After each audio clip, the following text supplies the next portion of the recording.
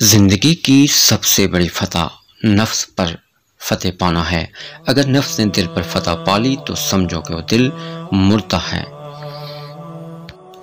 عبادت میں دل کی، مجلس میں زبان کی، غصے میں ہاتھ کی اور دسترخوان پر پیٹ کی حفاظت کرنا۔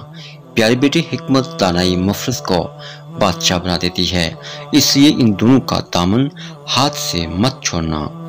میرے دوست، اپنی نفسیات کی دیکھ بھال کریں، اپنے آپ کو جانیں۔ ایک بار جب ہم خود کو جان لیں گے تو ہم اپنی ذات کی دیکھ بھال کرنے کا طریقہ سیکھ سکتے ہیں۔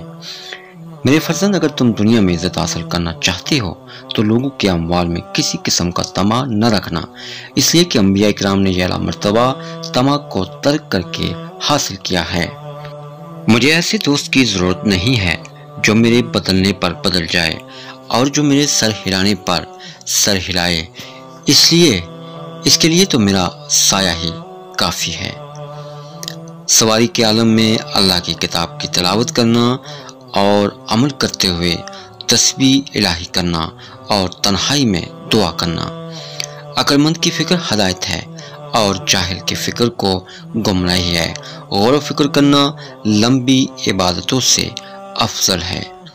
جو ایک لمحے کے لیے غصے کو پی جائے وہ پورے المناک دن سے خود کو محفوظ رکھتا ہے۔ پیارے بیٹے، ہر شخص کو اس کے ہنر اور جوہر کے مطابق جگہ دینا، جاہل لوگوں سے مت ملنا اور ورنہ وہ تجھے بھی جاہل بنا دیں گے۔